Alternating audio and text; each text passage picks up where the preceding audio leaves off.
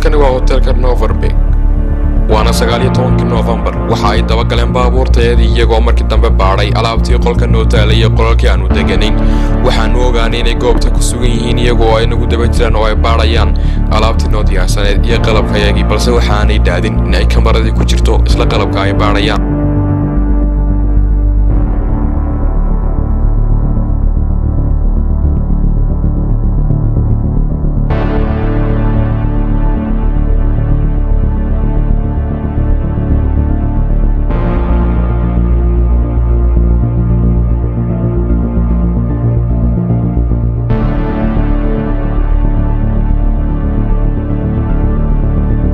waxyaga ayaa ka haray markan intii la soo faqi lahaa qabriga waxaana xubna sirdoon inoo sheegay inay yar ka dhimantahay oo la soo faqi doono balse ciidanku waa in carqaladeeyeen waxaana ay weydiiyeen su'aalo badan oo ka mid yihiin magacyadooda iyo goobaha ay kala socdaan waxaana ugu dambeyntii ay sheegeen inay baabuurtooda raacaan iskagana tagaan goobtani waayo xukuumadda falastiin waxay ogaatay in arintani ku daba jiraan Al-Jazeera isla markaasna ma doonayaan in xaqiiqadan ay soo bandhigto Al-Jazeera ka hor intaan la shaacin ee la gaarin xilligeeda caadiga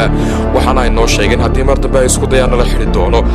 isla markaasna ku qaadan doono waqtigeega xabsiyada ku yaala gudaha Falastiin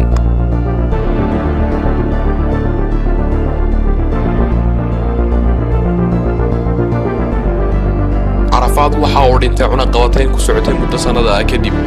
waayo waxa gacanta ku hayay hawshiisa iyo goobta uu ku xiran yahay oo ay ku waajibiyeen yuhuudu isla iyaga ayaa gacanta ku hayay iyaga ayaa u keenay jiray cuntada biyaha iyo sidoo kale wax kasta oo quudanayo xataa dawooyinka waxaana ay u diideen dhammaan xorriyadii uu lahaa ilaa intii uu ka dhimanayay waxa sidoo kale madaxda reer Falastiin ay aaminsan yihiin in xubnaha la shaqeynaya qaar ka mid ah ay hayaan sirdoon ama ka tirsan xubnaha reer Israa'iil oo khayimiina kuwaasna ay ka dambeeyeen inuu dhinto ugu dambeyntiina uu gacantooda ku baxo iyaga oo sababeynaya cuntada loo keenay oo keenan xubno ka mid ah shaqaalihiisu lagana yaabo in qof ka mid ah shaqaalihiisu ahaa khayimiinta u shaqeynaya reer Israa'iil sidoo kale xubnaha qaarkood ay aaminsan yihiin inay Falastiiniinta ku dhowdo qayb ka ahayd dilka madaxwaynahooga waayo in iyaga ayaa si degdeg ah u aasay isla markaasna diiday in la baaro xaqiiqada iyo in qalin lagu sameeyo iyagoo kuma marsiyoon inay diinta islaamku ogoleen in la qalo qof meeyda balse Sheekh Yaasir Tamimi oo nimanka ugu dhow yaasir carafaat ahna nimanka ugu yaqaana dhinaca diinta iyo fiqiga gudaha Falastiin waxa uu sheegay isagoo ahaa sidoo kale xubnihii ugu dambeeyay ee taabta jirka yaasir carafaat in aanay arrintaasi waxba ka jirin diintuna ay banaynayso haddii loo baahdo oo ay keento wax daruuri ah balse ay diintu mamnuucayso oo keliya in lagu dheeldheelo qofka ama loo isticmaalo si aan sharci ahayn waxa sidoo kale baaritaanka aanu ku ogaanay sababaha loo diiday in la qalo yaasir carafaat inay ka mid ahayd in ay Falastiiniintu ka warwareegayeen in uu burburo heshiiska u yaala dawladaha Israa'iil iyo Falastiin oo ay dawladda Israa'iil haysto isla Falastiin waxaana taasi markii dambe ka war dhawray isla markaasna ay noo sheegeen isla xubna ka tirsan iyagu waxaana uu ninkani sheegay in aanay ogolayn in la qalo ama qaab haddii la qalo xataa qudheeda qaab aan looga soo saari karin sunta ku jirta iyo in si dahsoon loo isku dayo in la qariyo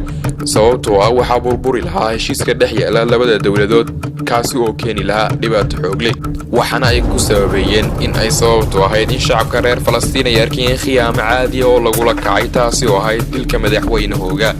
balse taasi waxay ka khasaarisay mid ka mid ah fursadaha ugu qaalisanaa oo si degdeg ah loo soo bandhigi lahaa haddii waqtigaasi la qali lahaa jirka yaasir carafaat balse shacabka reer Falastiin waxay ka siman yihiin dhibaatada iyo murugada ay la qabaan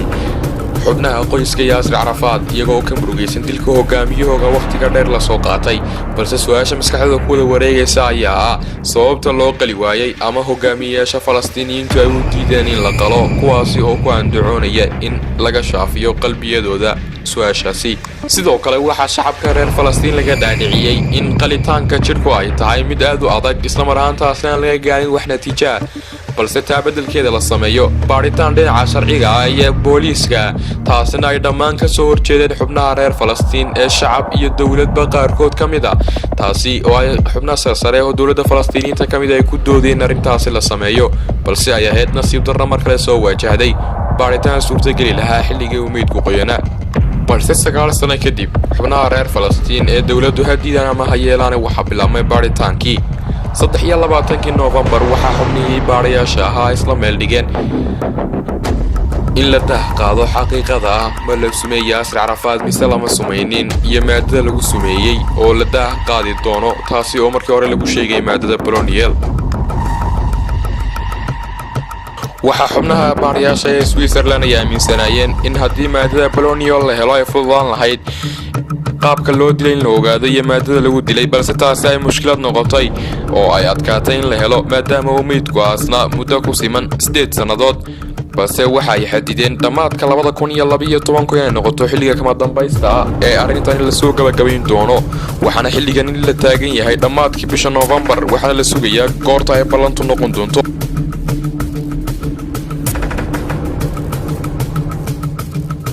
balse markan waxaynu wareegi doonaa dhanka Faransiiska. Paris, madaarka Charles loo yaqaano, waa 25 bisha November, waxaana xubnihii hogaaminayay baaritaanka reer Faransiis ay diideen inay qaadaan xaqiiqooyinka ay hayaan isla markaasna ay soo bandhigaan. taasina waxay keentay caqabad hor leh. waxay Faransiisku ku wareejiyeen xubnihii Switzerland iyo Ruushka ka socday in ay iyagu baaraan meydka isla markaasna ay qaadaan xaqiiqada oo ay Faransiisku ku jirin hawshani.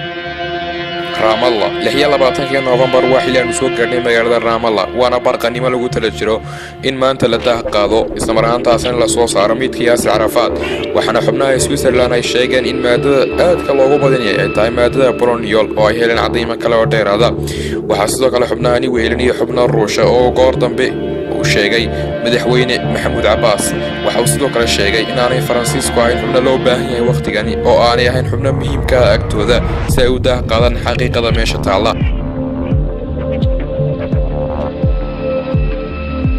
waxaana ay Faransiisku intaasi ku dareen in qofka kaliya ee dheecaan laga qaadi karo ee taabtay yaasir carafaat waa Dr. Sabir Aluli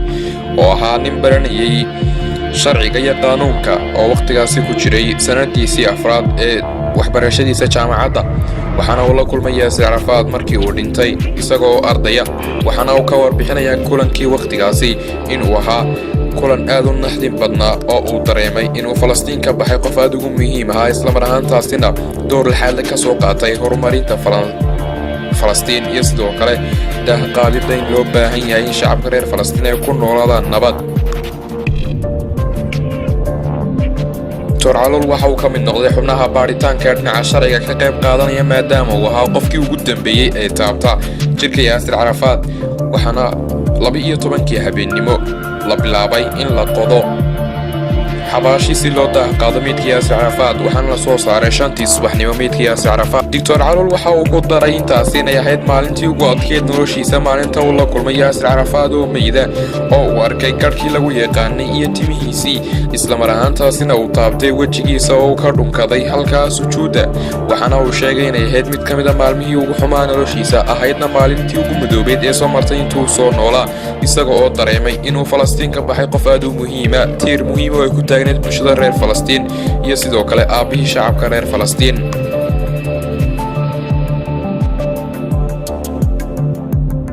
waxaana sidoo kale uu sheegay inuu dareemay farxad iyo rayn markii loo sheegay inuu ka mid noqon doono xubnaha baaritaanka ka qayb galaya, maadaama uu ku faraxsanaa in la qaado marun xaqiiqadani bannaankana la soo dhigo, beesha caalamkana loo bandhigo.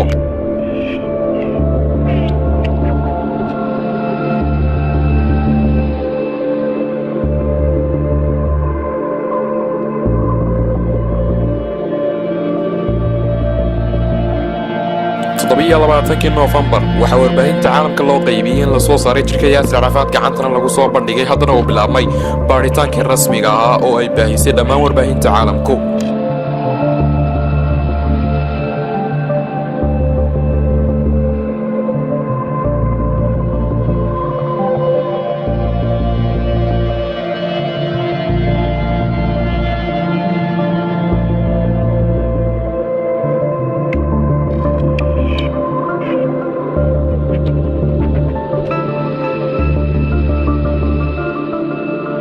waxaa digtoorka laga qaaday 60 dheecaan oo kala duwan, kuwaas oo ay qaybsadeen xubnihii ka qayb qaadanayay mid kasta qaatay 20 dheecaan si loogu sameeyo baaritaan dheeraada xaqiiqadana looga helo bal in ay ismetelaan taabashada oo ay wax ka soo raaceen si loo helo cadeymo dheeraada.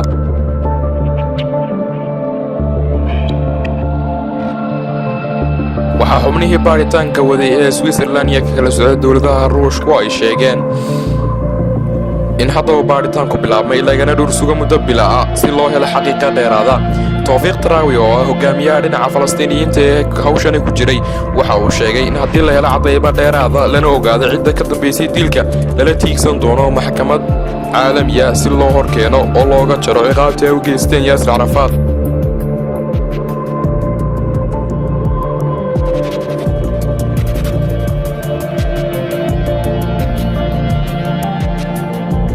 Washington bartamihii bishii Abriil 2013 waxaa xubno carabta ka socda Falastiiniyiin iyo sidoo kale xubno kale oo Israa'iiliin ay isugu yimaadeen magaalada Washington taasoo sadal ka soo bilaabay magaalada Lahaay ee dalka Holland. waxaana muddo wada hadal dheer kadib la isla meel dhigay in la joojiyo in ay Falastiiniyiintu maxkamadda geeyaan kiiskani isla marhaantaasna laga dhigo arrin dambiye dagaal. 17 Juun waxaana 7 bilood ka soo wareegay markii dheecaanada la qaaday oo ahayd sanadii 2012 haddana waxaa la marayaa sanadii 2013 waxaana laga dhur sugayaa muddada ay soo dhammaan doonaan baaritaanada soo taraya. yaasir carafaat waxa uu ahaa hogaamiye taariikhi ah iyo la dagaalama dowladda Israa'iil waxa uu dhinaca kalena uu ahaa hogaamiye iyo sidoo kale nin ka mid ah xubnaha argagixisada caalamka oo uu dhinaca Israa'iil ka ahaa arrintaasi balse waxaan meesha laga saari karin in uu ahaa nin xaas leh isla marhaantaasina uu ahaa aabbo dhalay carruur. sahwa waxay ahayd gabadhiisa yaasir carafaat ama inantiisa waxaana ay jirtay 8 sannadood markii uu dhintay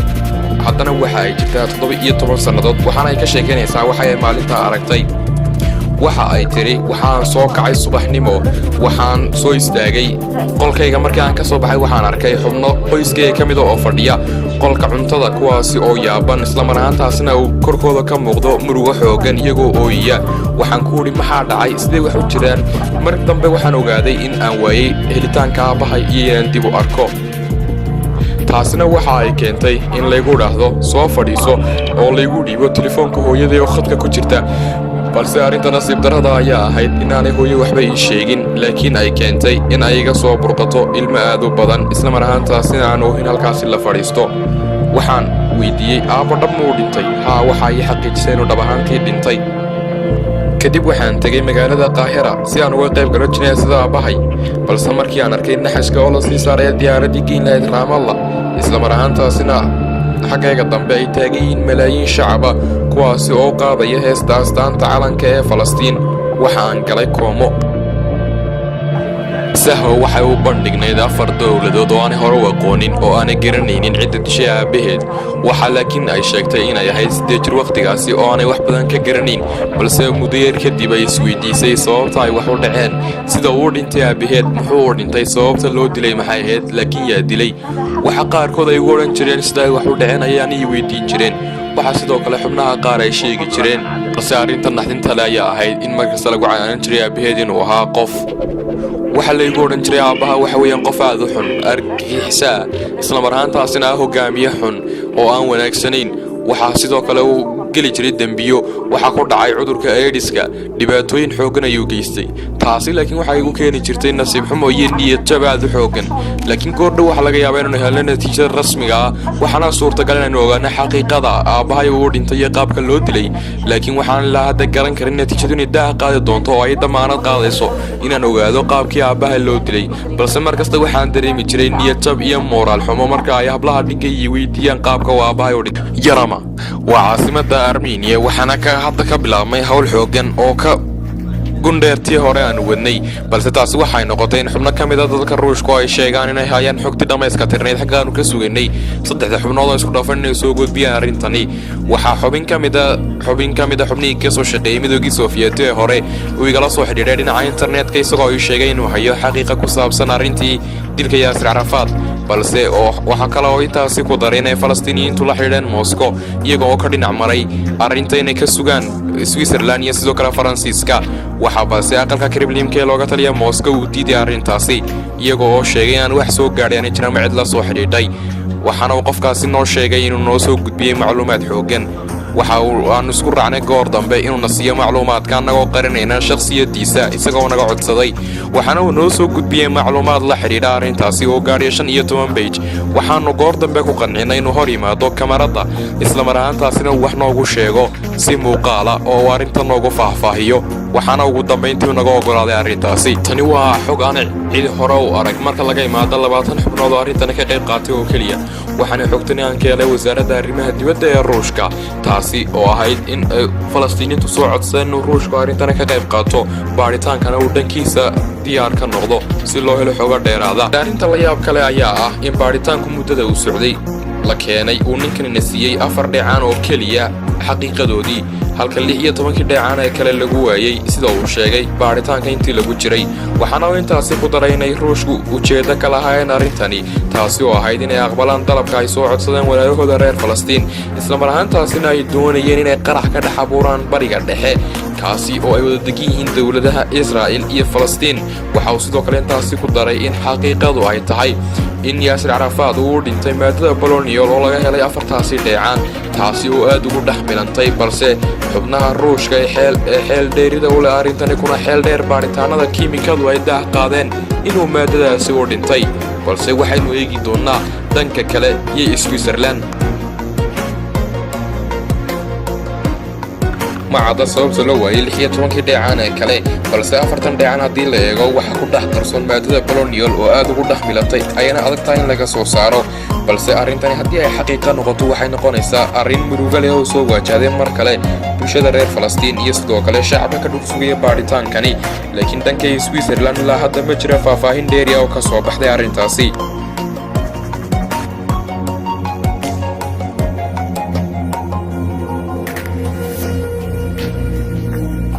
Geneva, Switzerland waa 4 November ee sanadii 2013 waa subaxnimo la sugay in lagu dhawaaqo natiijada iyo xaqiiqadii soo baxday. waxa xubnaha Switzerland iyo xubnihii ka qayb qaadanayay ay diyaarinayaan inay soo gudbiyaan qoraalkii ugu dambeeyay iyo qaabkii ay natiijadu u dhacday, balse waxa laga dhur sugayaa xilliga la soo bandhigayo. waqtiga ayaa nagu dheeraaday muddo kadibna waxaana loo sheegay in sababta loo dibdhigay ay tahay in la sugayo suhaayo xubnihii la shaqeynayay madaxa Falastiin oo soo gaari doona duhurka,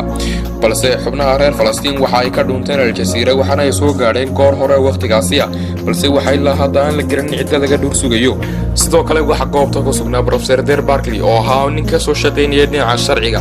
muddo ku siman 12 sannadood oo u dhashay dalka Ingiriiska, kaasoo maxkamadaha Ingiriiska la soo shaqeynayay ilaa 12 sannadood. waxaana uu la socday arrintani tan iyo markii ay soo bilaabantay. waxa anigoo taasi ka faa'iideysanaya aan tusay qoraaladii aanu haynay oo xubnaha Ruushka ay noo soo gudbiyeen, waxaana uu ku falceliyay.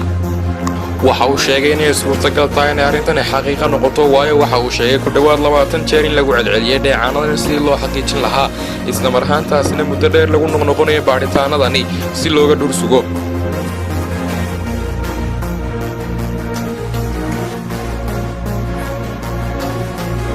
November waxaa dhankiisa ka xirxidhay Saacad Jabbaar oo ah looyarkii la shaqeynayay Sahwa oo ahayd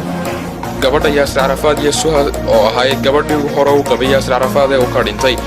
waxaana uu ka diyaar garoobay inuu halkaasi ka baxo kadib markii uu gacanta ku dhigay qoraalkii ugu dambeeyay isagoo ama baxaya dhanka Paris, balse dhanka Paris ku dheeda Suha iyo gabadheeda Sahwa waxay ku sugayaan goobta si uu soo gaaro cadaymihii ugu dambeeyay iyo qoraalku waxa uu tibaaxayo iyo daaqaadida xaqiiqada qaabka loo dilay yaasir carafaat. saacado kadib waxaa Saacad soo gaaray qoraaladii loogu talagalay inuu gudbiyo, waxaana uu ka amba baxay madaarka Geneva isagoo ku sii jeeda magaalada Paris ee caasimadda dalka Faransiiska. 4 saacadood ilaa 2 saacadood ayaa uu ku gaadhi karaa goobtani kadib marka loo dhiibo qoraaladan ugu dambeeya ee tibaaxaya qaabka ay wax u dhaceen iyo sida uu dhintay. ilaa iyo galabnimadii Suha iyo inanteedu waxa ay sugayeen Saacad inuu soo gaaro goobta iyagoo ka dhur sugayay in laga jawaabo su'aalaha maskaxdooda ku wareegayay. tan iyo 2004 oo ahayd markii uu dhintay yaasir carafaat madaxweynihii hore dalka Falastiiniyiinta, isla mar ahaantaasina ahaa mid ka mid ah aabahood halka ta kalena ay ahayd gabadhiisii. goor dambe oo habeenimada Saacad iyo Professor Barkley waxa ay soo gaadheen magaalada Paris iyagoo diyaar u ah inay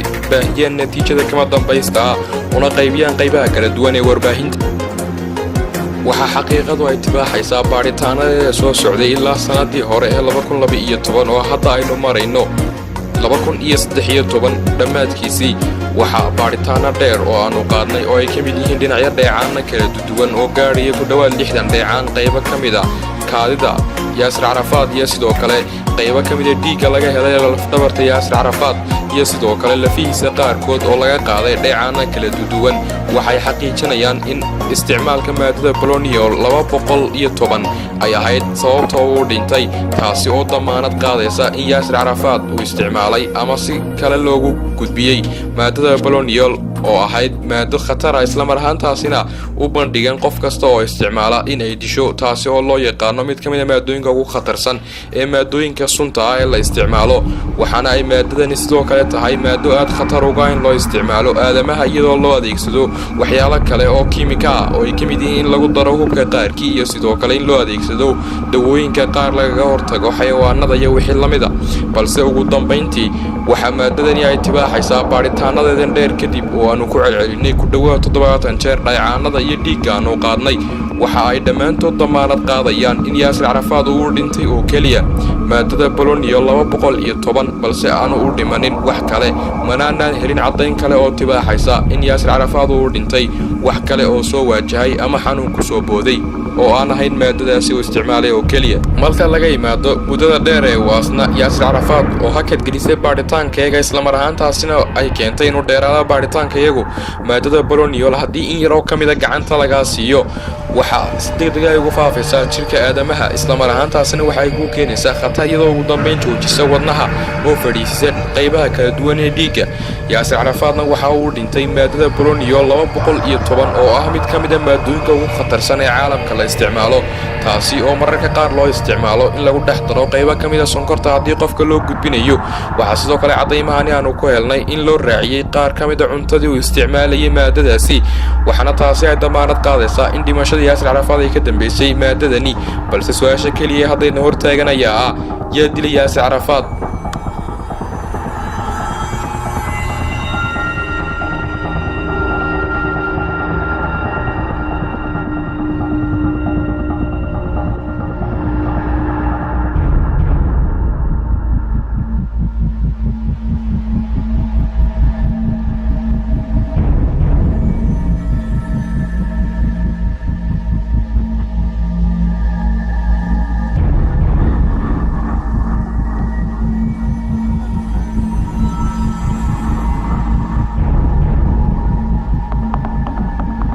وحده قاطع mid kamid ah xaaladii uu khatarsanaa balse taasi waa hawsheeda